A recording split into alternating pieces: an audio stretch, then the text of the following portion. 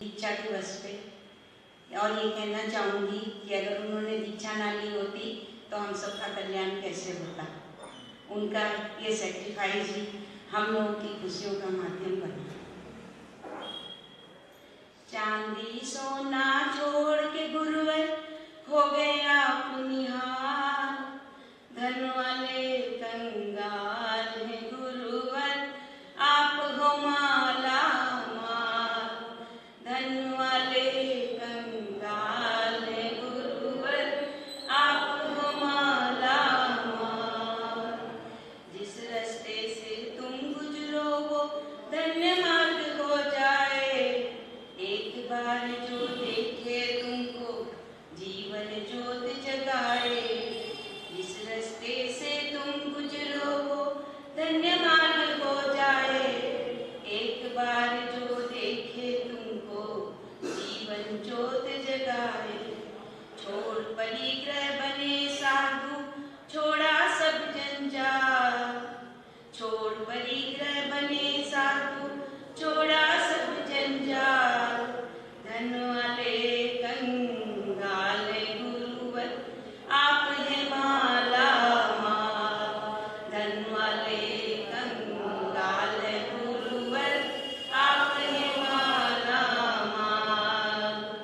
तब का ताला त्याग तिजोरी भर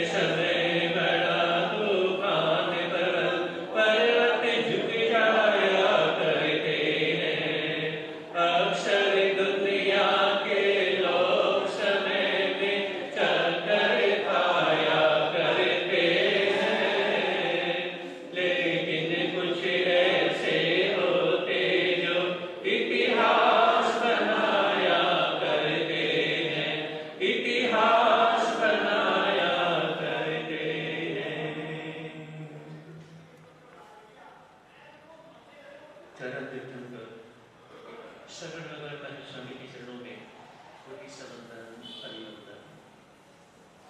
पूज्य गुरुदेव के पावन चरणों में असीम आस्था के साथ कोटि समंदन अभिवंदन। धर्मदेवी नमो।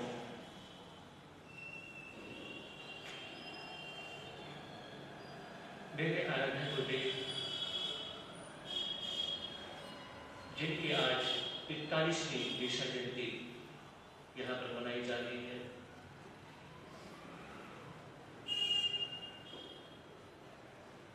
गुरुदेव के संबंध में आप लोग सुने, उससे पहले भजन की दो लाइनें मिलकर के बोलेंगे। बोलिए शांतिनाथ भगवान की जय। 100 वर्ष की जिंदगी से अच्छे ध्यान के 2-4 दिन। 100 वर्ष की जिंदगी से अच्छे ध्यान के 2-4 दिन। जिंदगी की हर खुशी से अच्छे ध्यान के 2-4 दिन।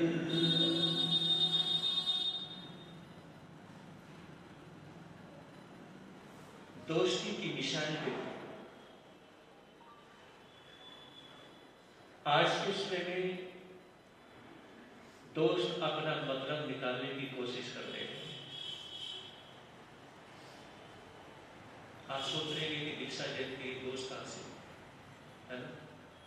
दोस्त अपना मतलब निकालने की कोशिश करते हैं, लेकिन मेरे आराध्य गुरुदेव के जो पिताजी, उनके जो दोस्त, उनके जो बेस्ट फ्रेंड थे, उन्होंने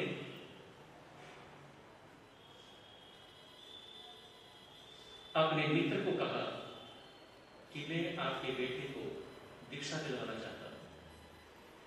दीक्षा दिलवाना चाहते हैं? करके दीक्षा तो देनी को नहीं, कहा कि मैं इनको दीक्षा दिलवाना चाहता हूं। मुझे पता नहीं इनके अंदर ऐसा क्या दिख रहा है, ऐसे भाव मेरे अंदर पैदा हो रहे हैं कि आगे जाकर के समाज के बहुत बड़े कर्णधार बने। ये समाज में ऐसे उत्थान करने वाले एक ऐसे योद्धा बनेंगे जो अपने ही नहीं समाज के कर्मों से लड़ गए। बार बार बुरा करते, लेकिन पिताजी के द्वारा, नाना जी के द्वारा बार बार मना कर दिया। पता नहीं। और देखिए वो जो मित्र थे उनका नाम हवासी, उन्होंने भी बात ठान रखी थी कि ऐसा करते हो, है ना? सन्मार्ग पे, त्याग के मार्ग पे और अपने ही मित्र के मान बढ़ाई में, इज्जत में, मान सम्मान में आगे लेके जाने वाले आज के समय में ऐसे मित्र, ऐसे बेस्ट फ्रेंड, ऐसे दोस्त जल्दी से मिलते नहीं, अपना कांटा निकालते हैं। लेकिन उनके अंदर ऐसा कुछ नहीं है ना? और देखिए, विचार करिए, बस वो लगे रहे, पीछे पड़े रहे और कभी मौका निकाल करके एक भावना भरने की, भावना पूछने की कोशिश करते कि किसी तरह से सत्यनारायण के दिमाग में बात डाली जाए कि तुम्हें दीक्षा देंगे। जब मौका मिलता तो बात दिमाग में डालते कि तुम्हें दीक्षा देंगे, क्योंकि मेरे आराध्य गुरुदेव का पहले जो नाम था सत्यनारायण था, तो उनके दिमाग में बात डालते कि तुम्हें दीक्षा लेनी है। और देखिए, विचार करिए, मेरे आराध्य गुरुदेव के उन्होंने ऐसे भाव बनाए। और क्योंकि हवासी जो थे वो मेरे दादा गुरुदेव श्री प्रेम सिंह मान साहब से जुड़े हुए, उनके अनन्य भक्त थे, इतने बड़े श्रद्धालु थे कि जिस क्षेत्र में एक बार, क्योंकि वो कानपुर के रहने वाले थे, कानपुर में मेरे दादा गुरुदेव वहां पर पहुंचे, तो उस समय, क्योंकि मैंने घटना अपने भारत में गुरुदेव से ही सुनी है। तो प्राशुद्ध पानी पता नहीं वहां की कहां की। तो प्राशुद्ध पानी की जब बात आई तो हवासी ने अपने कुत्ते की झोली बना करके उसने राख डाली और 10-20 घरों में यानी कि सबके जो पीने के जो मटके थे उनमें राख डाल के फिर यानी कि सबके घरों में डाल दी ताकि गुरुदेव जिस घर में जाओगे प्राशुद्ध पानी मिलेगा, जिस भी घर में जाओगे प्राशुद्ध पानी मिलेगा। ऐसे श्रद्धालु भक्त थे वो, यानी कि पूरी तरह से समर्पित थे। और उसमें उन्होंने ये विचार किया था कि मैं जिस गुरु को अपना गुरु मानता हूं मैं उनके चरणों में कोई न कोई शिष्य जरूर दूंगा। याद रखना ये सबसे बड़ी भेंट होती है, समझे की बात। कोई कुछ चढ़ाता है, जैसे भगवान जब ऋषभदेव जब उन्होंने दीक्षा दान की थी, दीक्षा दान करने के बाद में कोई सोना लेके आता, कोई चांदी लेके आता, कोई मोती माणिक पन्ने लेके आता, है ना, कोई कुछ लेके आता। लेकिन भगवान ऋषभदेव जहां अपना इतना लंबा चौड़ा हजारों किलोमीटर का जो राजपाट था वो छोड़ दिया, वो किसी की सोने चांदी की यानी कि जरा से तुम्हें क्या बनना, लेकिन लोग समझते नहीं थे, वो सब कुछ छोड़ देते थे। लेकिन लोग श्रद्धा के वशीभूत होकर के वो भेद सुन लेके आते, लेकिन उन्होंने कोई चीज को स्वीकार नहीं किया। इधर हवासी के मन में था कि जिस गुरु के प्रति मैं समर्पित भावना रखता हूं, मैं आपको जिसको मैं अपना गुरु मानता हूं, मैं अपना भगवान मानता हूं, मैं उनके चरणों में एक शिष्य देना चाहता हूं। और ये सबसे बड़ी क्या है, एक ऐसी भेंट होती है, ये एक ऐसा यानी कि जीती जागती और ऐसा यानी कि यूं कहे ऐसा मंदिर होता है। भगवान माही ने कहा जंगम तीर्थ, संत को क्या कहा,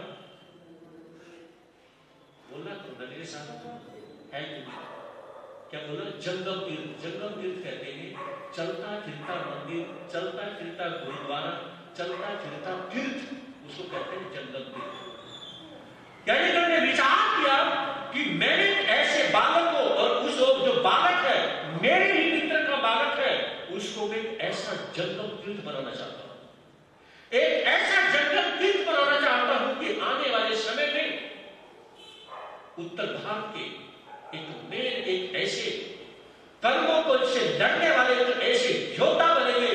और उन्होंने वैसा बनाया भी, समय समय पर आके मिलते रहते। दीक्षा यानी कि गुरुदेव की दीक्षा 22 जनवरी 1984 को उनकी दीक्षा हुई शास्त्री पार्क में।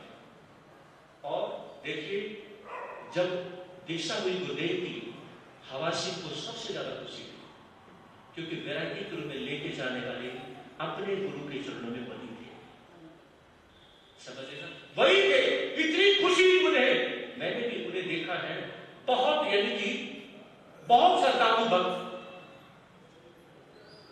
गुरुदेव ने दीक्षा ली और दीक्षा लेने के बाद में हमेशा गुरुदेव का, जैसे किसी का खाने का शौक होता है, किसी का पढ़ने का शौक होता है ना, किसी का घूमने का शौक होता है, हर किसी के अपने शौक हुआ करते हैं, समझ रहे। गुरुदेव का शौक था कि गुरु की भक्ति और गुरु की सेवा, और उसके बाद में जो उनका गुरुदेव का जो शौक रहा, वो शौक था जितनी ज्यादा पढ़ाई की जाए, क्योंकि पढ़ाई आज के समय में मैंने महसूस किया है कि किसी संत के पास में पढ़ाई नहीं ना, तो उसके पास कुछ भी नहीं, क्योंकि आप लोग हमारा कुछ नहीं देखते। आप लोग हमारा आज के समय में क्या है, पब्लिक ऐसी हो चुकी है कि कुछ भी नहीं देखती, ना उसका ज्ञान देखती, ना उसकी भक्ति देखती, ना उसकी सेवा देखती। पब्लिक जो देखती है उसका ज्ञान देखती है, नॉलेज देखती है कि इसकी नॉलेज से मेरा क्या होगा, समझ ना, तस्वीर देखती है। आपके पास कितनी भक्ति है, क्या कुछ नहीं देखती पब्लिक को, आपसे कोई लेना देना नहीं। ये सच्चाई है, चाहे कोई कितना ही बड़ा श्रद्धालु हो, उसको किसी से कुछ लेना देना नहीं है। सब होगा अपना होगा या अपने घर में होगा, जैसा भी होगा। ये बात है, ये बात यही, ये बहुत कड़ी बात है। पब्लिक जो है, चाहे वो जैन है, नॉन जैन है, 36 बिरादरी है, वो एक ही बात देखती है, उस सब की वजह से मेरा क्या भला, बस और कुछ नहीं देखती। लेकिन गुरुदेव के मन में एक ही शौक था कि मैं इतनी पढ़ाई करूं कि बस। तो गुरुदेव ने अपने जो 32 शास्त्र हैं 32 शास्त्रों का अध्ययन किया और अन्य जितने शास्त्र हैं जैसे गीता है, रामायण है, महाभारत है, पुराण है, बाइबल है, उससे अलग जितने शास्त्र हैं उन शास्त्रों का स्वाध्याय किया, संस्कृत के शास्त्रों का स्वाध्याय किया। और गुरुदेव भी कहे शास्त्रों ने क्या करी, शास्त्री करी। जैसे आप आपके नाम से पहले देखते ना प्रज्ञा सिंह पंडित शास्त्री, शास्त्री को लगता है शास्त्री कोई वो नहीं है, शास्त्री एक डिग्री है जहां पर सभी शास्त्रों को पढ़ने के बाद में जब ये डिग्री हासिल की जाती है। और गुरुदेव की कृपा से मैंने शास्त्री की पूरी तैयारी कर ली थी 2007 में। जब 2007 में जेपी त्रिपाठी, जिसने यानी कि जेपी त्रिपाठी ने मेरे आराध्य गुरुदेव को, रविंद्र मुनि गुरुदेव को, पालेश्वरी को, यानी गुरुदेव रमणी मुनि को, सभी को पढ़ाया और मैंने खुद भी उनसे पढ़ाई करी है। मेरी तैयारी भी उन्होंने कहे शास्त्री की तैयारी करवा दी और परीक्षा बिल्कुल सिर पे थी, समझ रहे, परीक्षा बिल्कुल सिर पे। और वो पूछा करते और मेरे से इतना सगे था, मेरे ही कमरे में सोते, मेरे ही कमरे में रहते। और कहे विचार करिए उनकी जब डेथ होती है, मैं बताना चाहूंगा आज आपको, मुझे सही में रोना है। वो भले ही गृहस्थी थे क्योंकि वो इतना समय करते थे, एक बार खांसी उठती तो उसी बैठ जाते। मुझे उसमें रोना आ गया कि एक गुरु की आज डेथ हो, जो मुझे पढ़ा रहे थे, उनकी डेथ होने के बाद में मेरी शास्त्री की परीक्षा देंगे, मेरी शास्त्री हो गई बस। गुरुदेव ने शास्त्री की और देखिए इतना उत्तर भारत के विचरण करते करते उन्होंने दिल्ली, हरियाणा, यूपी, पंजाब, जम्मू, हिमाचल, एमपी, राजस्थान, इस तरह से पूरा उत्तर भारत और पूरे उत्तर भारत को जो है अपनी साधना से, अपने तप से, अपने संयम से, अपनी त्याग भक्ति से, अपने कदमों से गुरुदेव ने नाप लिया और गुरुदेव ने सींच लिया। पूरे उत्तर भारत को गुरुदेव ने सींच लिया। और मैं आपको बताना चाहूंगा हरियाणा में कम से कम भी 150 से 200 गांव गुरुदेव घूम चुके हैं। हरियाणा का सर्वे बता रहा, समझ रहे, सारे सिटी, सारी मंडियां और 150 से 200 गांव हरियाणा के। और दिल्ली की कोई ऐसी कॉलोनी भी जहां गुरुदेव नहीं पता रही। और उत्तर भारत में जो मैंने कई स्टेट का नाम लिया, ये गुरुदेव ने यानी कि अपने कदम कदम से यानी कि इतने विचरण उन्होंने किए हैं। और जिसने यानी कि दीक्षा धारण की, गुरुदेव के यानी कि इतना जोश और जुनून था। भगवान महावीर का सूत्र गुरुदेव यानी कि हमेशा विचार करते थे, जरा जाने की डरी ताव दमक समय दे। जब तक बुढ़ापा नहीं आता तब तक धर्म की आराधना कर लेनी चाहिए। जवानी की उम्र में याद रखें, जवानी की उम्र में सब कुछ छोड़ करके दीक्षा धारण करना छोटी बात नहीं, बहुत बड़ी बात है। और मैं तो ये बात कहता हूं कि बहुत से जो यानी कि जो बुजुर्ग बैठे हुए हैं, ये कई बार हमारी साधना को तोड़ देते हैं, तो मुझे बहुत बुरा लगता है, समझ रहे ना। जो बुजुर्ग माताएं और बुजुर्ग श्रावक हैं, ये कई बार हमारी साधना को तोड़ देते हैं। जैसे तराजू में घिया ककड़ी यानी कि जो भी सामान तोला जाता है, ये साधना को तोड़ते हैं, बुरा लगता है। ये कहते हैं पुराने समय में 100 साल पहले ऐसे संत हुआ करते, 200 साल पहले ऐसे संत हुआ करते। अरे भाई, उसने भोगने के लिए था क्या? बात समझ आ गई? उसने भोगने के लिए था क्या? एक रेडियो सुनने को नहीं मिलता था। बताइए, उसने संत बनना कोई बड़ी बात नहीं हुआ करती। बड़ी बात आज के समय में, ये बात समझ आ रही है? आज के समय में बड़ी बात है जब एक गृहस्थी मोटा खाता है और मोटा पहनता है और उसके घर में कहीं कुछ भोगने के लिए, कुछ देखने के लिए नहीं। ऐसा ही गृहस्थी में ऐसे संत बन गए, संत भी ऐसा ही और गृहस्थी भी वैसा ही। क्यों? यानी कि कुछ करने के लिए, भोगने के लिए था ही क्या पहले? तो क्या होता था? अरे रेडियो यानी कि 70 के दशक में, 60 के दशक में रेडियो आया है। मुझे हर चीज की नॉलेज है, बताना चाहूंगा पहले होता क्या था भोगने के लिए। तो जहां सब कुछ घर में भोगने के लिए हो, पूरा घर परिवार हो, कंप्यूटर हो, हर चीज हो, यानी कि कोई भी चीज की कमी ना हो, पूरा भरा परिवार हो। और जवानी की उम्र में यानी कि शरीर से, सिर से लेकर पैर तक सारा शरीर सही ढंग से हो, सामर्थ काम करता हो और सब कुछ छोड़ करके दीक्षा लेना, बताइए, समझ रहे ना? जहां सब कुछ भोगने के पैसा फेंको और तमाशा देखो, जहां सब कुछ भोगने के लिए हो और फिर कहेंगे दीक्षा दूंगा, ये है असली प्यार। जहां पर कुछ भोगने के लिए नहीं है, बताइए भोगने के क्या है? रेडियो सुनने को नहीं मिलता था जिसको, जो आप यानी कि रेडियो सुनते थे, जब रेडियो आया था यानी कि कान लगा के ऐसे चिपके रहते थे, समझ रहे ना? मैं सुनता हूं अपने बुजुर्गों से, और क्योंकि मेरे यानी कि बताना चाहूंगा, मेरे फ्रेंड सर्कल नहीं रहा, मेरे जो बुजुर्ग हैं वो मेरे बुजुर्ग भी रहे और बुजुर्ग मेरे फ्रेंड सर्कल भी रहे। तो गुरुदेव ने जब भरी जवानी में जो दीक्षा निर्धारण करी, ये आसान बात नहीं होती, कहने में कुछ नहीं लगता, लेकिन बहुत बड़ी बात होती है। कहना चाहूंगा, जब स्टडी शुरू करी और स्टडी में गुरुदेव ने एक सूत्र को धारण किया, और वो सूत्र था गुरुदेव का समय पर कल्याण, समय पर कल्याण की बात, अपना भी कल्याण करूंगा और जितनी पब्लिक है सभी का मैं जितना कुछ कर सकता हूं उतना। और आप देखेंगे सवेरे उठने से लेके यानी कि रात सोने तक हम थकान महसूस करने लग जाते हैं, यानी कि, लेकिन गुरुदेव क्या है, सवेरे शाम तक ये नहीं पता कि एक दिन में 100 बार 200 बार तो मंगल पाठ हो जाता है, कितनी बार सवेरे से शाम तक मंगल पाठ हो जाता है, और साधना सवेरे शाम तक लगे रहते हैं। मैं कहना चाहूंगा ये बहुत बड़ी बात है। और गुरुदेव की एज से आप बहुत सारे संत देखेंगे, इतनी एज में जो और भी संत हैं, यानी कि सवेरे से शाम तक यानी कि ड्यूटी देना संभालना बहुत बड़ी बात है।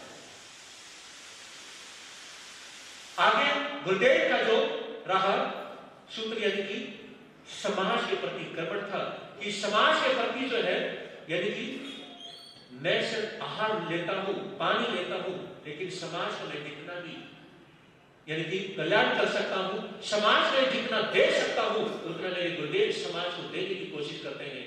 और यहां पर जो गुरुदेव के जो भक्त बैठे हुए हैं, माता बहनें जो गुरुदेव के चरणों में आने वाले श्रावक श्राविका हैं, वो जानते हैं, जो 20-30 साल से जो जुड़े हुए, 40 साल से जुड़े हुए हैं, वो जानते हैं गुरुदेव की साधना को, वो जानते हैं गुरुदेव की डीसीपी को।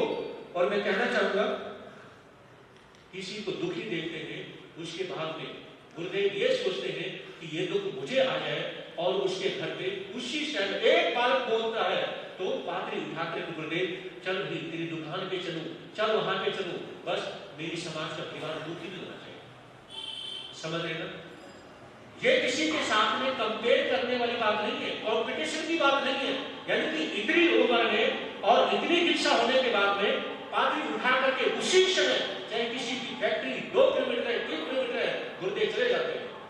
यहां तक हम 100 बार सोचते हैं, मैं आपको बता रहा हूं, सोचते हैं कि इतनी दूर जाना पड़ेगा, आना पड़ेगा, लेकिन गुरुदेव क्या है कि मेरी समाज का कोई परिवार है दुखी ना हो।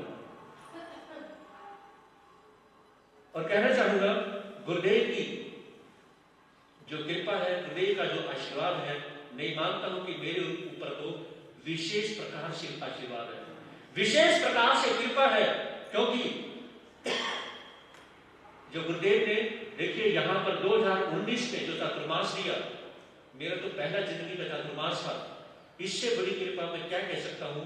मुझे यानी कि बहुत से ये डरा देते थे, कि डराते किस वजह से, गुरुदेव भी बहुत सारे लोग कि सोनीपत शहर में चातुर्मास, वो भी पहला चातुर्मास, तो क्या बात होगी, ताकि सोनीपत शहर में पहला चातुर्मास करना। और यहाँ पे सोनीपत शहर वालों देखा भी होगा, मेरे फेस के ऊपर कोई भी हिचक कुछ भी नहीं, जो होना वो होगा, जो करना है। कभी मैं किसी काम की हिचक लेके नहीं चलता हूँ, ना मैं डर लेके चलता हूँ। क्यों? क्योंकि जब सिर पे गुरुदेव का आशीर्वाद है, गुरुदेव का हाथ है, तो डर किसी का है। और कल यानी कि जो रतन है, यानी कि ये कभी मेरे साथ कभी कोई रिलेशन बनाते हैं, यानी कि मामा कहते हैं, कभी कुछ कहते हैं, यानी कि एक इनका जो है, मैं कहना चाहूंगा रतन है। और इन्होंने जो जिस प्रकार से चातुर्मास को यानी कि संभाला यहाँ पे, और 4 चांद जो यहाँ की शक्ल कार्यकारिणी उसमें जो प्रधान अशोक थे, बिल्कुल शेर जैसे, तो इन्होंने जो संभाला। और यहाँ जो गीता जैन है, इन्होंने संभाला। लेकिन कहना चाहूंगा, सबसे बड़ा आशीर्वाद मेरे गुरु का रहा। गुरु के आशीर्वाद की वजह से वो कहते हैं कि स्टार्टिंग में बोनी अच्छी होगी, समझ रहे हैं? तो वो बोनी क्या है? यूं समझे चातुर्मास की, वो मेरे आराध्य गुरुदेव की वजह से। क्योंकि पहला ही चातुर्मास और ठाट बाट से होना, ये कहने में तो कुछ नहीं लगता। और मैं कहना चाहूंगा, मैंने तो कुछ संभाला ही नहीं था, मैंने कुछ नहीं करा था, जो करा वो सारा मेरे गुरुदेव ने किया। उधर से अपने चातुर्मास की टेंशन नहीं, लेकिन गुरुदेव हर रोज मेरे चातुर्मास की टेंशन करते थे, मेरे शिष्य का चातुर्मास ऐसा होना चाहिए, ऐसा होना चाहिए। तो इससे बड़ी गुरुदेव की क्या कृपा हो सकती है। और कहना चाहूंगा, गुरुदेव ने अनेक हॉस्पिटल और स्थानकों का निर्माण करवाया, यानी कि गिनने बैठ जाऊं तो मैं गिन के नहीं बता सकता हूं कितनी उत्तर भारत में गुरुदेव के स्थानक बनवाए। और जिस स्थानक में हम बैठे हैं, ये गुरुदेव की कृपा से बनी। लगता ही नहीं था कि शहर में स्थानक बन सकती है। कई बार कहा करते स्थानक बनने से पहले साहब शहर की तो कभी बनेगी नहीं, मेरे जीते जी तो बनेगी नहीं, और इसके जीते जी बनेगी। समझे नहीं? ये आराध्य गुरुदेव की कृपा बरसी है। और यहां पर जो कृपा बरसी देखिए, और इतना सुंदर से सुंदर ऐसे महल जैसा स्थानक यहां पर बना, समाज की गिनती, समाज की श्रद्धा और गुरुदेव का जो अथक प्रयास रहा, और यहां पर ये क्या है, ये स्थानक बना। और 2012 में जहां मंडी में चातुर्मास था और गुरुदेव ने उसकी यहाँ की जो नींव रखी, वो एक उत्तर भारत में दूर थी कि सोनीपत शहर की स्थानक, क्योंकि अब पक्का बनेगी, क्योंकि गुरुदेव ने स्थानक को संभाल लिया। और आगे कहना चाहूंगा, रिद्धि सिद्धि के कर्णधार मेरे आराध्य गुरुदेव रिद्धि सिद्धि के ऐसे कर्णधार हैं, ऐसे योद्धा हैं जिनके पास की रिद्धि की सिद्धि की कोई कमी नहीं है। हजारों हजारों परिवार, जो ऐसे परिवार थे जिनके परिवारों में दुख परेशानी थी, जिनके परिवार में उनकी गरीबी से जूझते थे, उनके सिर पे हाथ क्या रखा, हमारे न्यारे गुरुदेव ने करे। जिस प्रकार से मेरे आराध्य गुरुदेव यानी कि चमत्कार के भंडार थे, सेवा के भंडार थे, मेरे दादा गुरुदेव जिनके पास में कोई कमी नहीं थी, रिद्धि सिद्धि थी, सेम वही मेरे आराध्य गुरुदेव। समझे नहीं? वही आराध्य गुरुदेव भी है। और यहां पर जो सभी श्रावक यानी जो बैठे हुए हैं, वो जानते हैं कि गुरुदेव की रिद्धि सिद्धि को अनेकों लोगों को उन्होंने क्या है, ऐसे आशीर्वाद देकर के ऊपर उठाया है। कहना चाहूंगा, दिल्ली से एक भाई भी आता है, और जो पंजाब में मिशन चल रहा था, तो खुमानो एक जगह है जो जैन परिवार है, वो बड़ी सेवा भावना करते हैं। तो वहां पर वो जो आभा मंडल इत्यादि को देखते हैं, तो उसमें व्यक्ति ने कहा और हमारे सामने भी कहा कि गुरुदेव का जो आभा मंडल है ना, वो पूरा का पूरा आभा मंडल बना हुआ है। समझे नहीं? उन्होंने बताया कि मां साहब, मेरी जब उससे बात हुई, कहा कि एक आचार्य शिवरी जी मां साहब और एक आराध्य गुरुदेव यानी कि मेरे गुरुदेव का उन्होंने नाम लिया। कहा कि ऐसे संत मैंने अपनी जिंदगी में देखे हैं जिनका आभा मंडल, जैसे कोई अपने संत का या भगवान को देखो ना, जैसे पीछे सूरज सा बना हुआ होता है, वो क्या होता है, आभा मंडल। और आज साइंस में हमारे उत्तराखंड सूत्र, जैन लोग तो जानते हैं उत्तराखंड सूत्र क्या है, जो उत्तराखंड सूत्र है उसमें क्या है, रिसर्च कर करके ऐसी मशीनरी तैयार करी है जिससे आज के समय में आभा मंडल का पता चल जाता है कि इसका आभा मंडल कैसा है, कितना है। तो उसमें उस व्यक्ति के वर्डिंग है, मैं खुमानो भी नाम ले रहा हूं, और उत्तम नगर से यानी कि राजेश है और उसका एक भाई है, दोनों डॉक्टर हैं, उन्होंने भी कहा कि मां साहब गुरुदेव का जो ऑरा है, गुरुदेव का जो आभा मंडल है, वो पूरा आभा मंडल है।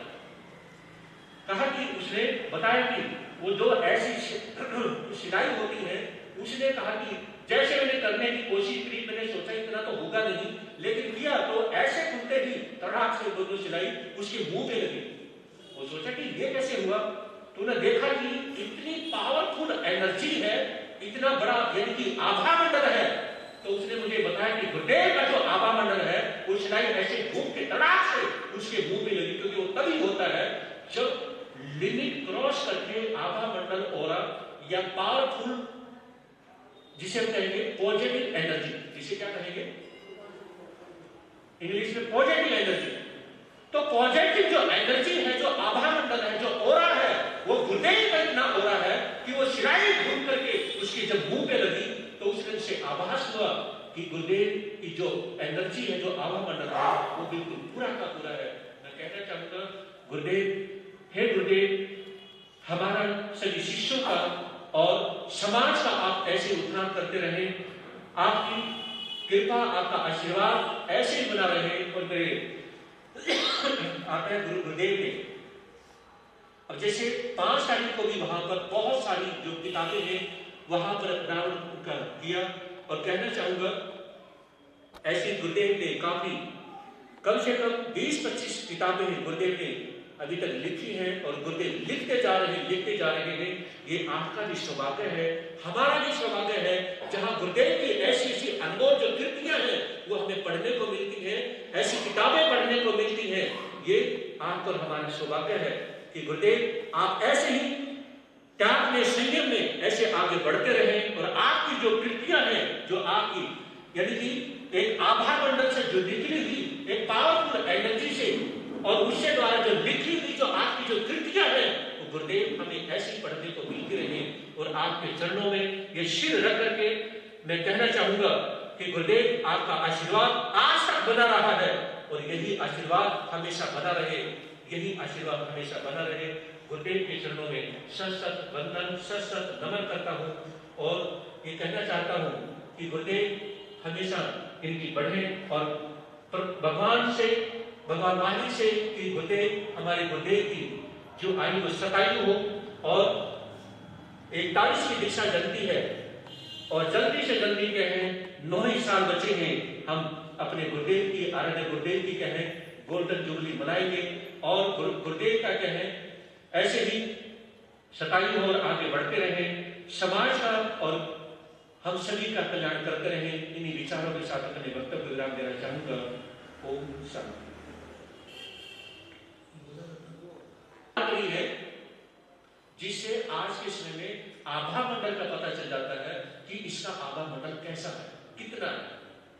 तो उस व्यक्ति के वर्डिंग है, मैं घुमाना भी नाम दे रहा हूं और उत्तम नगर से यानी कि राजेश है और उसका एक भाई है, दोनों डॉक्टर हैं, उन्होंने भी कहा कि मां साहब गुरुदेव का जो ऑरा है, गुरुदेव का जो आभा मंडल है वो पूरा आभा मंडल है।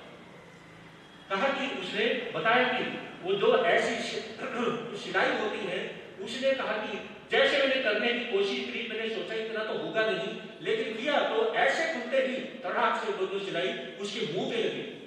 वो सोचा कि ये कैसे हुआ, तो उन्हें देखा कि इतनी पावरफुल एनर्जी है, इतना बड़ा यानी कि आभा मंडल है।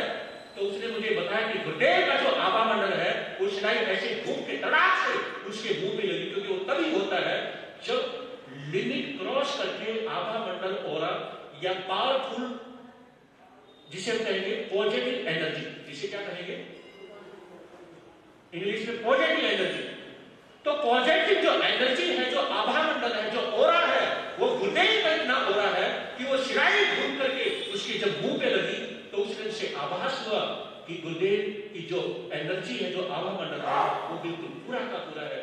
मैं कहना चाहूंगा गुरुदेव, हे गुरुदेव, हमारा सभी शिष्यों का और समाज का आप ऐसे उत्थान करते रहे, आपकी कृपा, आपका आशीर्वाद ऐसे ही बना रहे। और मेरे आता है गुरुदेव ने अब जैसे 5 तारीख को भी वहां पर बहुत सारी जो किताबें हैं वहां पर अनावरण उनका किया।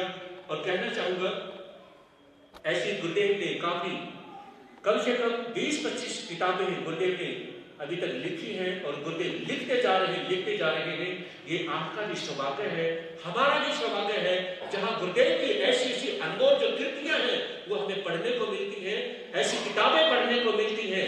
ये आप और हमारा सौभाग्य है कि गुरुदेव आप ऐसे ही त्याग में, संयम में ऐसे आगे बढ़ते रहें और आपकी जो कृतियां हैं, जो आपकी यानी कि एक आभा मंडल से जो निकली हुई एक पावरफुल एनर्जी से और उससे द्वारा जो लिखी हुई जो आपकी जो कृतियां हैं, वो गुरुदेव हमें ऐसे ही पढ़ने को मिलती रहे।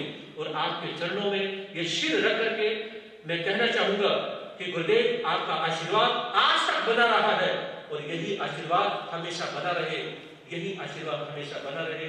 गुरुदेव के चरणों में सत वंदन, सत नमन करता हूँ और ये कहना चाहता हूँ कि गुरुदेव हमेशा इनकी बढ़े और भगवान वाणी से कि गुरुदेव हमारे गुरुदेव की जो आयु वो शतायु हो और 41 की दीक्षा जलती है और जल्दी से जल्दी कहें 9 ही साल बचे हैं, हम अपने गुरुदेव की आराध्य गुरुदेव की कहें गोल्डन जुबली मनाएंगे और गुरुदेव का कहें ऐसे ही शतायु और आगे बढ़ते रहें, समाज का और हम सभी का कल्याण करते रहें। इन्हीं विचारों के साथ अपने वक्तव्य विराम देना चाहूंगा।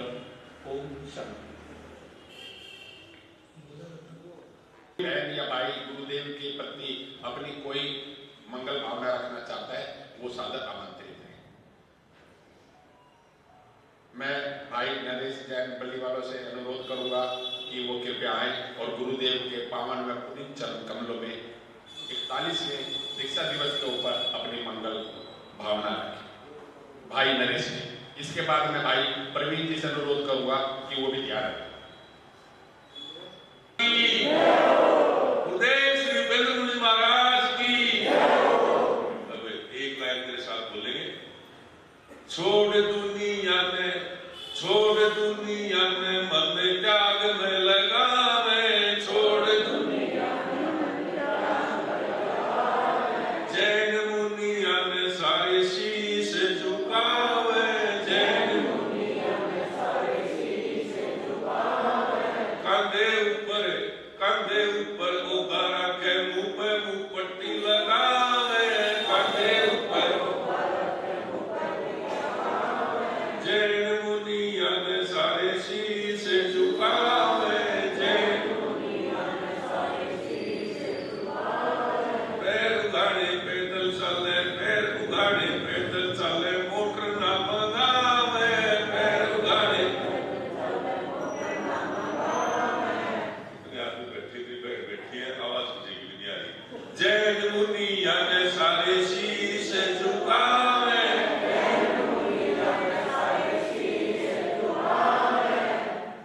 संयम तब के अनुपम सागर धर्म क्षमा के तुम अवतार, तुम्हारे पावन चरण कमलों में वंदन करते हम बारंबार।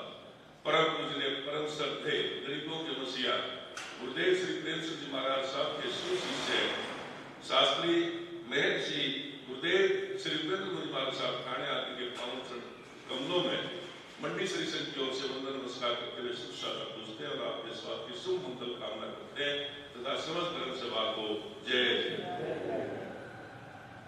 जैसे महाराज जी ने भी, सुदर्शन जी महाराज ने भी बताया, एक दो बात मैं बताना चाहता हूँ। आज भी वो बात मेरे को याद है कि सन 2016 में गुरु महाराज का, वीरेंद्र मुनि महाराज साहब का मोहम्मदाबाद चातुर्मास था और हमारे यहाँ मंडी में चातुर्मास था आनंद मुनि महाराज।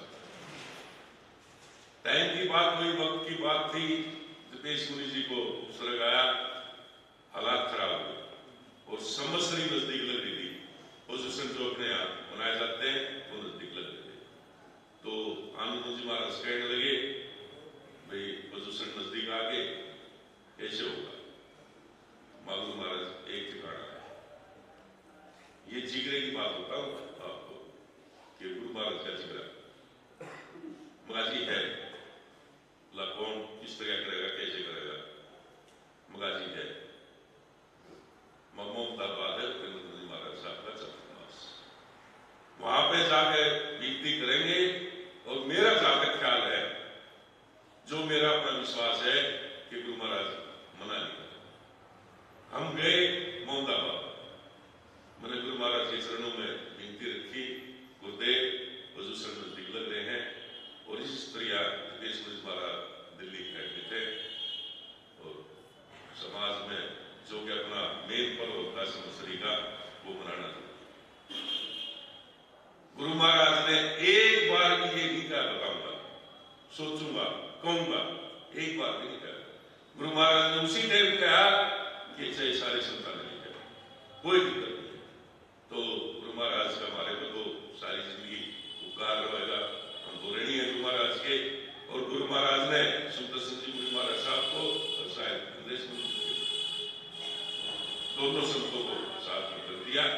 वही मंगल भावनाएं, वही सूर्य डाल निकले, संवत्सरी बढ़िया निकली, तो गुरु महाराज का हमारे को उपकार है। ऐसा और एक बात तो ध्यान रखना, सभी जितने भाई बहन बैठे हैं कि जब चारों रास्ते बंद हो जाए ना, चारों रास्ते, एक रास्ता खुला होता है, वो है गुरु महाराज का। और मैं पहले भी कहता हूँ, अब भी कहता हूँ, सौभाग्यशाली वो होता है कि जो गुरुओं के दर्शन कर ले।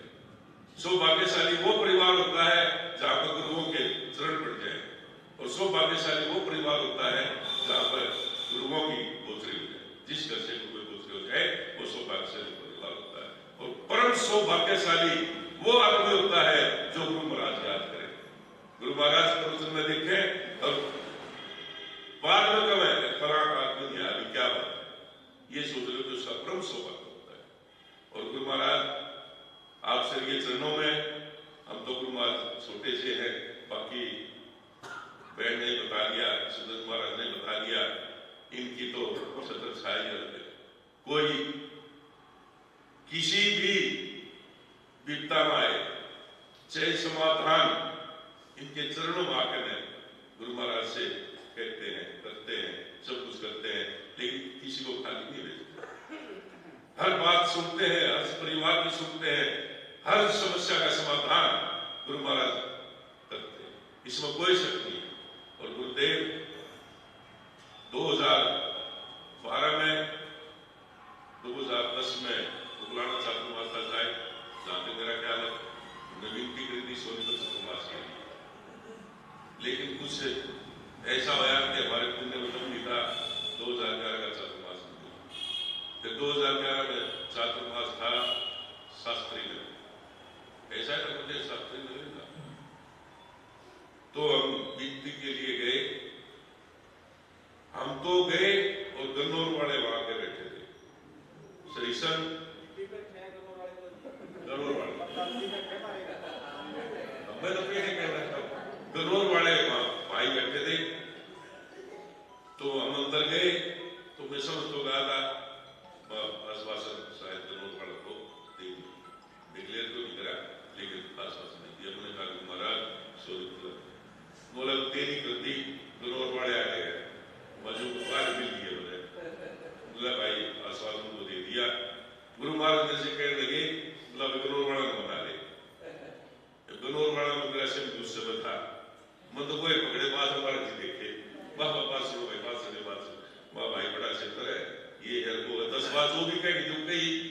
तो गन्नौर वाला मैंने विनती करी, भाई कई साल से पीछे लगे महाराज जी के हर चातुर्मास की, अरे हो जाए तो आपका बड़ा अवतार होगा। गन्नौर वाले का भाई बड़े भाई तुम तो कर लो।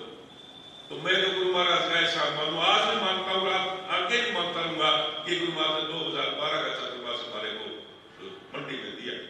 और गुरु महाराज हमने तो पहला ऐसा चातुर्मास था, तो जब प्रेम सिंह जी महाराज के जन्म जयंती मनाते हैं, 1.25 करोड़ का जाप होता है, तो उसमें भी गुरुदेव ने कहा भी 1.25 करोड़ का जाप, तो मैं कई खिलाड़ी जरूरत है, लेकिन गुरु महाराज की कृपा, गुरु महाराज का आशीर्वाद, नई अनाज मंडी में ढील करने को जगह नहीं, इतने बार, इतने भीतर, इतने ऊपर, इतने नीचे, इधर उधर इधर उधर, मैं तो ये कहूंगा, तो इतने उसके बाद गुरु महाराज के इतने फंक्शन देखे, शायद इतना आदमी मन तो कभी देखे, 15 का पता नहीं, 16 का पता नहीं, 20 का पता नहीं, 25 का पता नहीं। तो गुरु महाराज आप श्री चरणों हमारी ये विनती, गुरुदेव हमारे संघ पर, सभी पर ऐसे ही कृपाएं बनाए रखना गुरुदेव, आप श्री चरणों हमारी यही विनती है।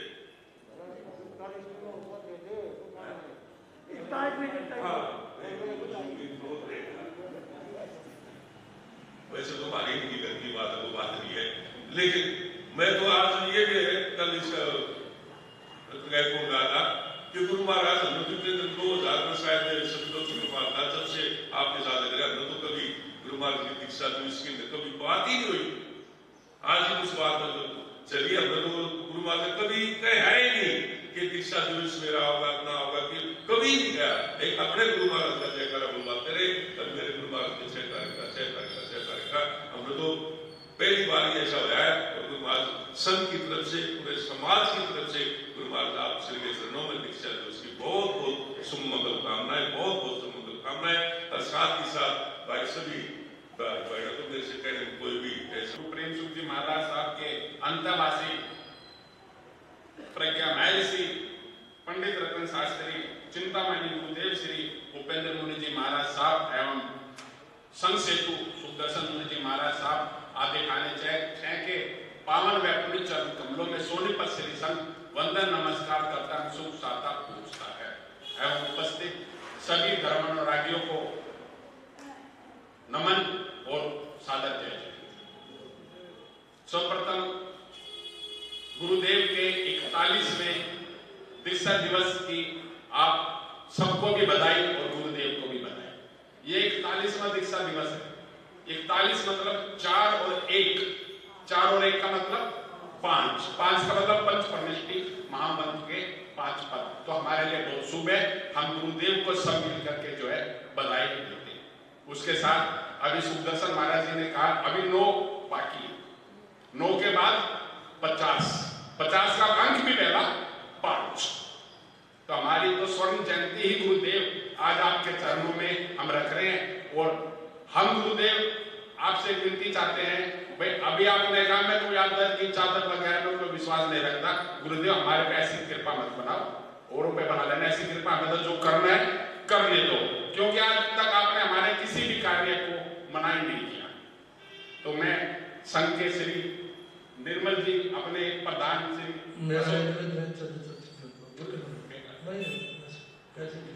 ऐसे भाई नरेश जी, अरे क्या आओ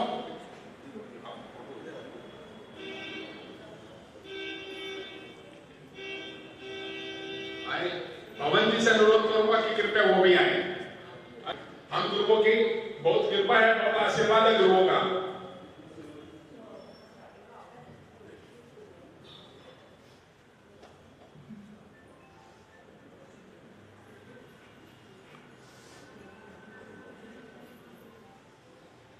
प्रदीप जैन पीतमपुरा वालों से अनुरोध करता हूं वो भी आए, गनौर वाले जो प्रधान जी वो भी आए, गुरु चरणों में आशीर्वाद।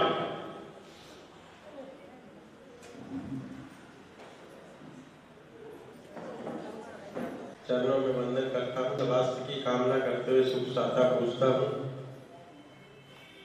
और आज के इस गौरवशाली दिन के अवसर पर उपस्थित सभी श्रद्धालुओं को सादर जय। हम सब के लिए आज का दिन जो है बहुत गौरवशाली है कि उपेंद्र मुनि जी का 41वां दीक्षा दिवस हम मना रहे हैं। और ये दिन इसलिए शुभ है क्योंकि कहते हैं कि इंसान जब जन्म लेता है तो उसका कर्म जो है भगवान तय करके भेजता है। और भगवान ने इन्हें पृथ्वी पर इसलिए अवतरित किया कि ये समाज में ज्ञान का संदेश, ज्ञान का प्रकाश लोगों के बीच में फैला सके। मैं तो उस माँ को भी जो है नमन करता हूँ जिसने ऐसे महापुरुष को जन्म दिया। आज उपेंद्र मुनि जी के सानिध्य में न जाने कितने लोगों का जीवन का कल्याण है, क्योंकि कहते हैं कि गुरु ही हमें सही मार्ग दिखाने का काम करते हैं। और इसलिए कबीर ने कहा भी है कि गुरु गोविंद दो खड़े काके लागू पाए, बलिहारी गुरु आपने गोविंद दियो मिलाए। क्योंकि भगवान के पास मिलाने का रास्ता गुरु ही है। तो मैं ऐसे गुरुओं को बहुत बहुत जो है नमन करता हूँ और भगवान से यही प्रार्थना करता हूँ कि ये दीर्घायु स्वस्थ रहे और इसी तरह जो है समाज में लोगों को जो है जीवन के उनके कल्याण करते रहें और उनको जो है जीने की सही राह दिखाते रहें।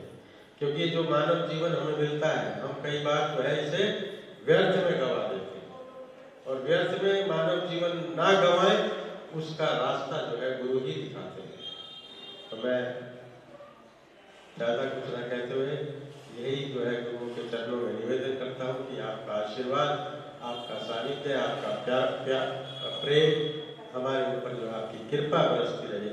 सभी को सादर जय।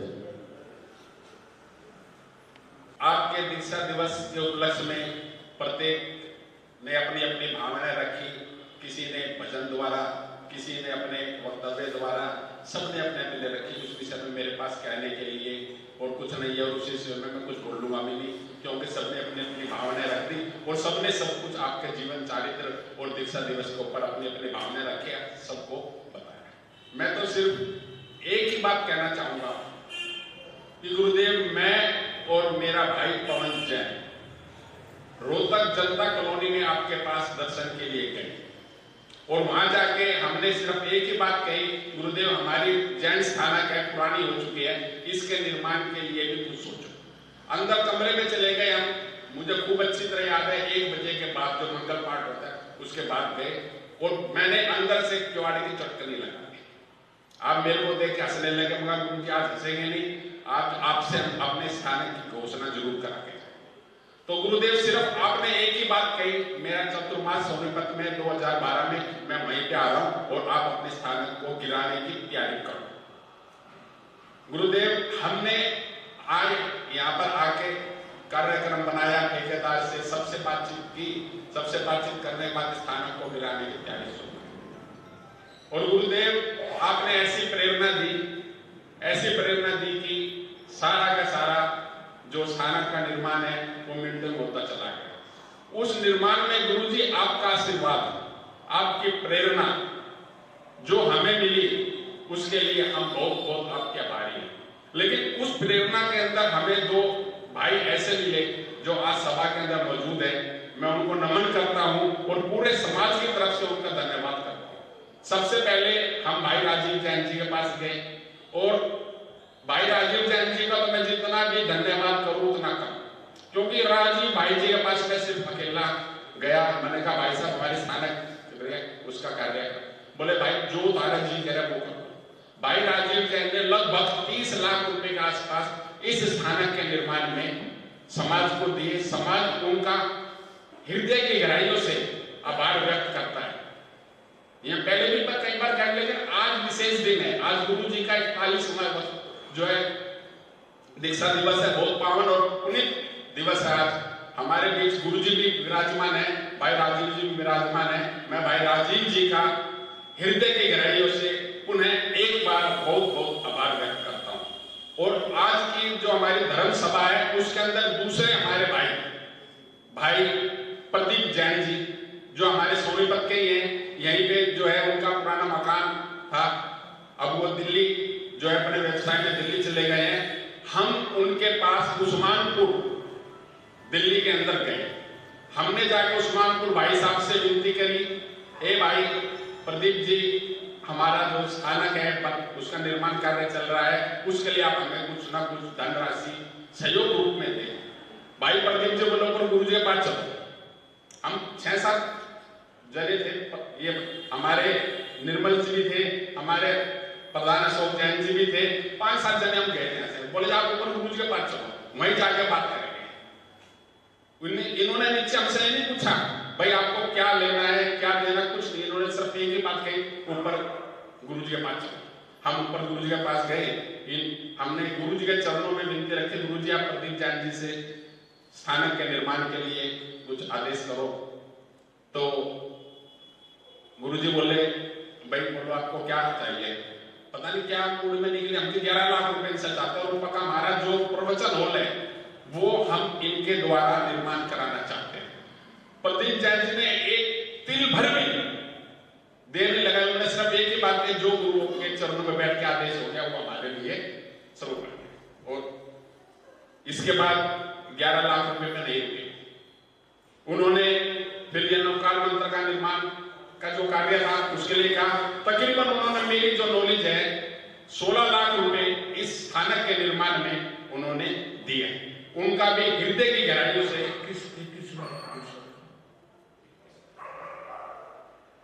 21 लाख रुपए उन्होंने इस स्थानक के निर्माण के लिए दिए। अगर मेरी कोई त्रुटि रह गई है तो उसके लिए मैं क्षमा चाहता हूं। मैं उनसे भी अनुरोध करूंगा कृपया वो भी एक बार आए और गुरुदेव को 41वें जो आज का गुरुदेव का दीक्षा दिवस है उसके लिए गुरुदेव को बधाई दें। उसके बाद मंगल पाठ गुरु जी का, मंगल भावना, और उसके जैसे आगे कार्यक्रम मैं 2 मिनट में आपको बताता हूँ। भाई राजीव जैन जी, भाई प्रदीप जैन जी,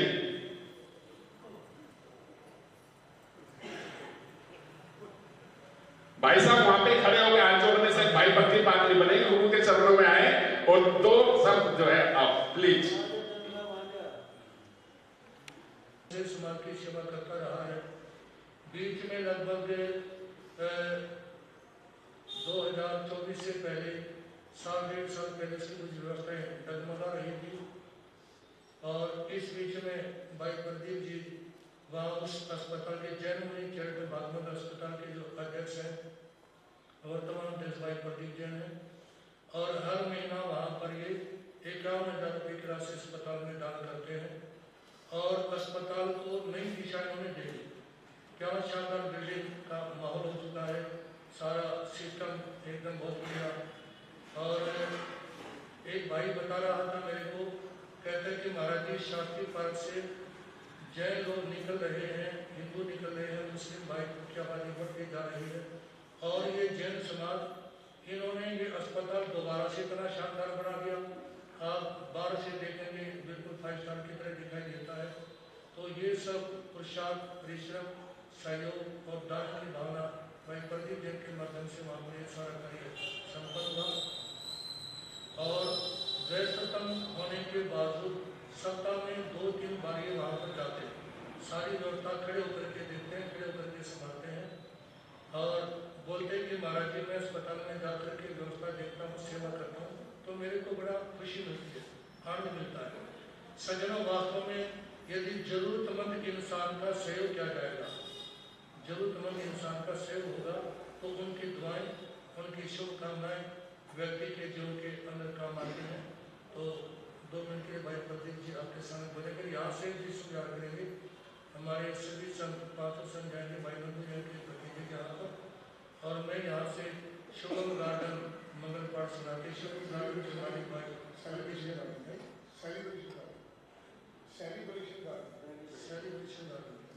तो वहाँ पर हम जाएंगे और वहाँ मंगल पाठ सुनाने के बाद मैं भी वहीं पर भाई बंधु जी की आवाज़ करके बाकी समय आशीष जमा जाएंगे भाई प्रदीप जी और आशीष सभा में जो यहाँ पर भाई राकेश जैन, भाई फाजिल वाले भाई बड़ाव से, डनाव से और मंडी से जो भाई ने सभी का हार्दिक हार्दिक स्वागत है और प्रदीप जी के विचारों के साथ मंगल की परम सेवा भावी चमत्कारी बाबा श्री प्रेम सुख जी महाराज साहब के अंत्यवासी शिष्य, गरीबों के मसीहा श्री प्रेम सुख जी महाराज साहब के अंत्यवासी शिष्य है प्रज्ञा महर्षि प्रियदर्शन शास्त्री श्री उपेंद्र मुनि जी महाराज साहब एवं सभी पाठ पर विराजित सभी संतों के चरणों में मेरा सादर नमन और आप सभी को सादर जय जय। इस सभा में उपस्थित सभी माता बहनों भाइयों के मैं एक ही बात कहना चाहूँगा कि जब मैं उस्मानपुर में रहता था तो गुरु जी के संपर्क में आया और एक छोटी सी विनती, वहाँ पर जैन स्थानक नहीं थी, स्थानक का निर्माण होना था, समाज एकत्रित हुआ, छोटा सा समाज है वहाँ पर 10-12 घर है सिर्फ, बाकी मंदिर दिगंबर समाज है, परंतु वहाँ पर कभी दिगंबर सांबर का भेद नहीं रहा। भाव था कि यहाँ पर भी जैन स्थानक हो, धीरे धीरे निर्माण हुआ। मुझे अच्छी तरह याद है, मैं एक दिन काम पर गया हुआ था तो गुरु जी की आज्ञा हुई, समाज के भाई आए कि गुरु जी ने आपको याद किया है और शाम को आपको जैन धर्मशाला के अंदर वहाँ पर गुरु जी विराजमान थे। तो शाम को मैं जिस समय गुरु जी के चरणों में पहुंचा गुरु जी ने एक ही बात कही कि हाँ जैन स्थानक का निर्माण होना है, आपका क्या सहयोग रहेगा। मैं 2,51,000 रुपये ऑलरेडी बोल चुका था। और इससे पहले भी बताऊं तो मैं अपनी बेटी का MBBS में एडमिशन कराने के लिए पता नहीं कहाँ धक्के खाए थे मैंने। साउथ का कोई कॉलेज नहीं छोड़ा था और मुझे नहीं पता था। पहली बार मैं फ्लाइट में गया था, 75 लाख रुपए बैग में भर के मैं फ्लाइट में चला जाता था। किसी ने कोई इंक्वायरी नहीं करी, कोई पूछा नहीं। आज मुझे पता लगता है 2 लाख का भी अगर कोई हो तो हिसाब देना पड़ता है कि आप ही कहाँ से लाए। गुरुजी ने बुलाया, गुरुजी के चरणों में पहुंचा तो गुरुजी ने कहा कि मुझे सुना है कि तुम अपनी बेटी का एडमिशन MBBS में कराना चाहते हो। मैंने कहा गुरुजी सुना तो ठीक है पर एडमिशन हो नहीं रहा, मनपसंद कॉलेज नहीं मिल रहा है, ठीक नहीं है कॉलेज। तो गुरुजी ने एक बात कही जो आज तक मेरे दिल को छू जाती। 18-19 साल हो गए इन बातों को कि अगर एडमिशन मैं करा दूं तो मैं भी एक, वो कहते हैं ना हरियाणा में खेल बाजा होती है, उस बाजा में बोला गुरुजी वहां थारा कौन सा कॉलेज है, ऐसे बोला चलो मेरा कॉलेज है नहीं है, मैं एडमिशन करा दूं तो गुरुजी आपकी मेहरबानी होगी। चले एक ही शर्त है, शर्त नहीं है, ये आदेश है, जिस दिन एडमिशन हो जाए 11 लाख रुपए जैन स्थानक में दे दें। मैंने हाँ की। जैन स्थानक का 200 गज का प्लाट ले चुके थे, उसकी नींव रखनी थी, आधारशिला रखनी थी। प्रोग्राम हुआ, मैं भी शहर का ही हूँ, मंदिर के अंदर बहुत काम किए। स्थानक का कभी भी ना बोल पाया ना कभी संतों के साथ आया, ना उनके समागम में बैठा कभी। परंतु उस दिन से गुरुजी ने फिर मुझे आशीर्वाद दिया कि इस दिन प्रोग्राम है और आप अपनी फ्लाइट की टिकट करा लेना। कि बारिश का टाइम गुरुजी कहें प्रोग्राम यही करना है, मैं कहूँ गुरुजी धर्मशाला ले ली है उसमें कर लेते हैं, कल नहीं प्रोग्राम यही करना है। घुटनों से नीचे पानी था उस जगह पर। गुरुजी ने वहीं से अपना आशीर्वाद या अपना जो भी गुरुजी की क्रिया थी वो की।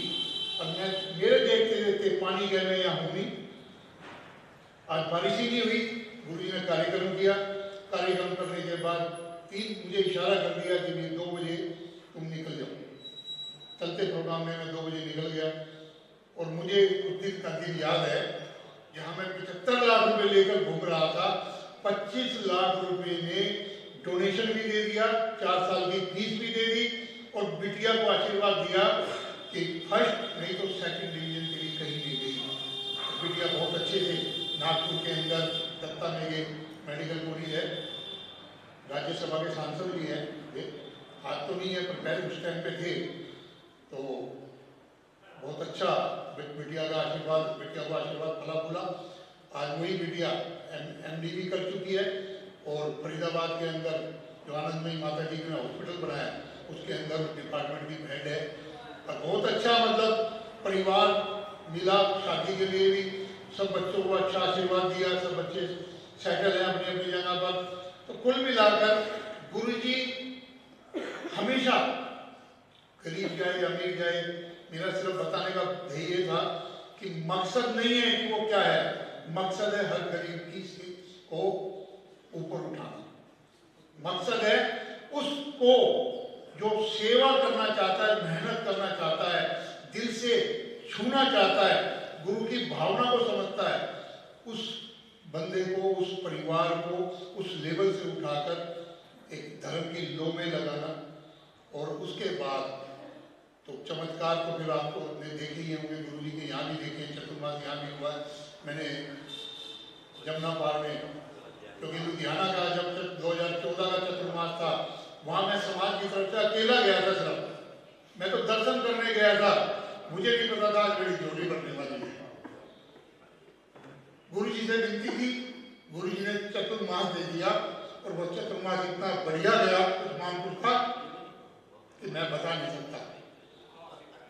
सेक्टर 3 रोनी में चतुर्मास हुआ, बहुत अच्छा चतुर्मास हुआ, चारों तरफ गुंजायमान थी कि ये चतुर्मास। जब चतुर्मास से पहले ये डर था सभी संतों को भी, सारे समाजों को भी कि यहाँ झगड़े होते हैं, पता नहीं चतुर्मास पूरा हो पाएगा नहीं हो पाएगा। पर मैं एक बात कहता हूँ कि गुरु जी की जो अमृतवाणी वहाँ बरसी है, जो आशीर्वाद वहाँ चला है, एक सेकंड के लिए भी मैं नहीं हुई। और इतना बढ़िया चतुर्मास, 10,000 लोग इस दिन जात में थे, 10,000 लोग टेंट, सावरिया टेंट था, 10,000 लोग कम से कम वहाँ पर थे। बहुत अच्छी व्यवस्था रही। मैं उस समाज को भी साधुवाद देता हूँ कि जिन्होंने इतना अच्छा अरेंजमेंट किया। और आज गुरु जी का 41वां दीक्षा महोत्सव है, तो मैं इस अवसर पर क्या गुरु जी को दे सकता हूँ। हम तो सिर्फ गुरु जी को एक इस अवसर पर दिल की गहराइयों से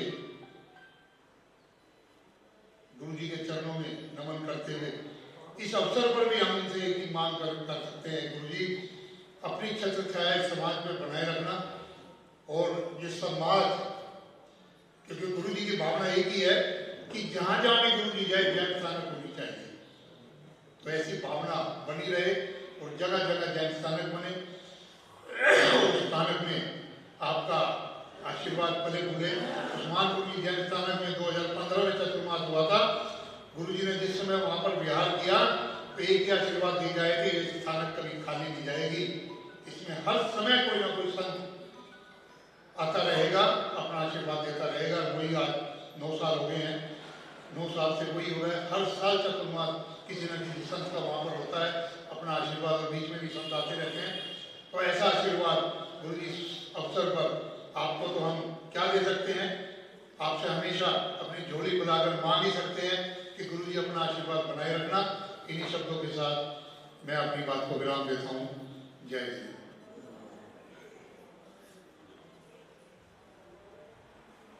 आज की सभा में एक ऐसे शख्स का भी अभी पदार्पण हुआ है जिनका हृदय की गहराइयों से जितना धन्यवाद किया जाए उनका थोड़ा है, और श्री संघ उनका बहुत बहुत धन्यवाद करता है। भाई राज कपूर जी जैन, जिन्होंने इस स्थानक के लिए कभी कुछ नहीं मना किया, तन मन धन से उन्होंने इस स्थानक के निर्माण के लिए पूरा अपना सहयोग दिया। जब भी उनके पास स्थानक के किसी भी कार्य के लिए चले गए, हम भाई स्थानक में ये व्यवस्था करनी है, मुस्कुरा के जैसा तारक नहीं कर लो, कभी ये नहीं कहा कर दूंगा मैं, नहीं, जैसा तुम्हारा दिल करे कर लो भाई, मैं तुम्हारे साथ हूं। उनका भी अभिनंदन है, उनसे अनुरोध करूंगा गुरु चरण में आके एक बार वो भी आशीर्वाद गुरु जी से ले। उसके बाद आप सबसे निवेदन कि कृपया आप सब मंगल भावना बोले, तीर्थों के पाठ से गुरु जी को जो प्रधान। अभी 1 मिनट भाई राज कपूर जी से मैं अनुरोध करूंगा कि कृपया वो भी आए और गुरु जी के चरणों में आशीर्वाद ले। इसके बाद कार्यक्रम संपन्न। और जो भी सूचना है बाहर से पधारे हुए सभी धर्मानुरागियों का, जोन से भी क्षेत्र से आए हैं, उन सबका आपको 3 बार लिखतों के पाठ से जय जी वंदन नमस्कार करते हैं। हे गुरुदेव, आपके समय पर जितना भी आपने समय लगाया उसके लिए आपका बहुत बहुत धन्यवाद। हमारे समाज के भाई से, किसी भी बहन से आपके प्रति किसी भी तरह की आशा हुई हो, कोई हार में, बिहार में, बोल में, चाल में, तो हम सब खड़े होकर आपके चरणों में हाथ जोड़कर मिच्छामि दुक्कडम की भावना रखते हैं। और हम तो आपके भाई भतीजे हैं।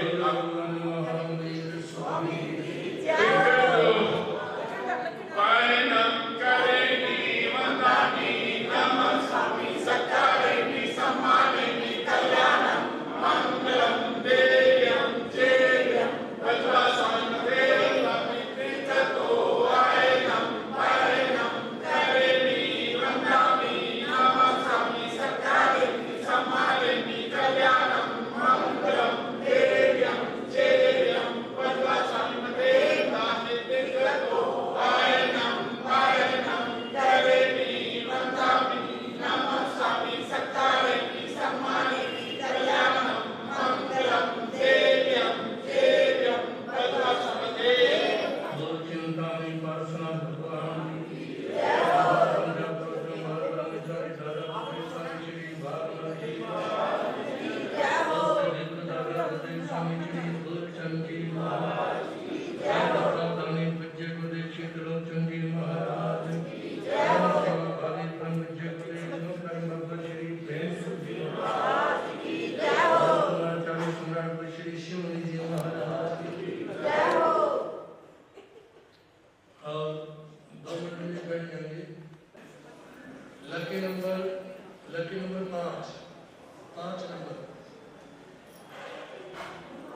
लड़के नंबर 5,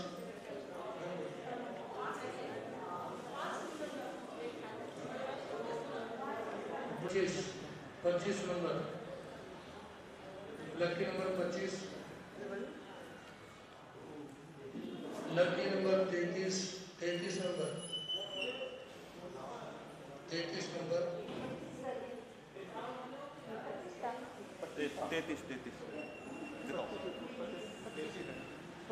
25 है।